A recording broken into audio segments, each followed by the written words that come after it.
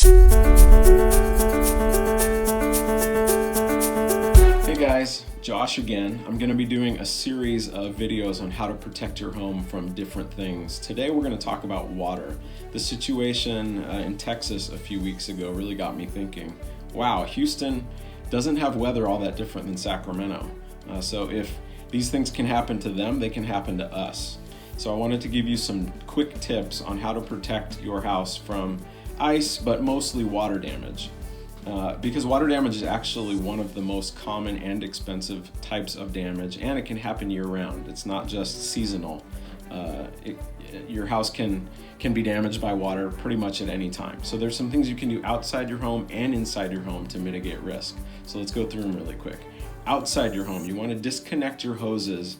The end of fall, as it gets colder and into winter, water can actually freeze in the hoses and back freeze into the pipes and into your house and cause some major pipe damage and water damage. So disconnect the hoses. Clean your gutters and downspouts. We all know we should be doing this, but maybe we're not doing this. Leaves and debris in your gutters can cause water backflow and ice dams even. A few years ago, I'm embarrassed to admit, I forgot to remove the leaves from my gutters.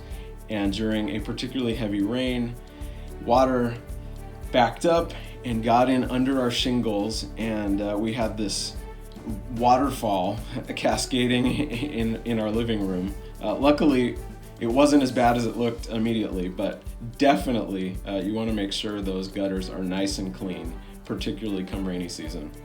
And then lastly, outside, maintain your trees and vegetation. Having nice big trees can be pretty, but they also have nice big roots, which is the number one cause of pipe damage. So make sure that those trees and bushes are well maintained, and if they get too big and unruly, you might actually have to remove them. So that's outside. Inside your house, there's a few things you can do. First of all, know where your water shutoff valve is and how to shut it off. Pretty simple, but you either know how to do it or you don't. So if you don't know where it is and how to shut it off, do that today.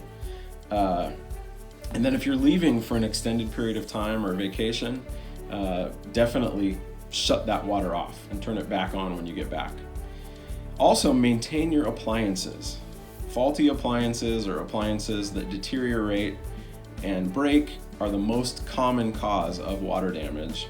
And that can really happen to anything, but the two big things you want to look out for are your washing machine and refrigeration hoses. So either periodically inspect those on your own or have somebody come in regularly to inspect those and make sure they're in tip-top condition. Also, you want to investigate and fix leaks immediately. If you see something that looks leaky, get that looked at and fixed now before it turns into mildew or dry rot or structural damage. That stuff can get really expensive, and because it develops over time, insurance companies typically won't pay for that. Every policy is different, but in general, if a problem develops over time, and if they can say, hey, you should have figured this out 6 months ago, it won't be covered by insurance. So get that looked at immediately as soon as you notice there's a problem.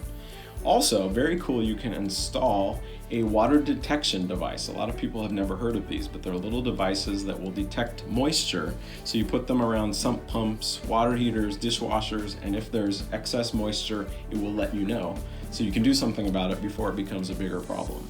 And then lastly, inside your house, monitor your water bill. This might seem self-explanatory, but your water bill is going to be like your early warning system. If in March your water bill is $40 and in April your water bill is $80, something is happening.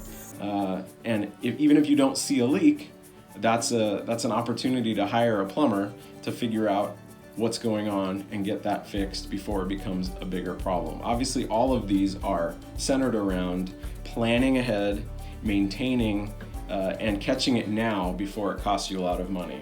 So stay dry, stay safe, stay smart, and I'll see you next time.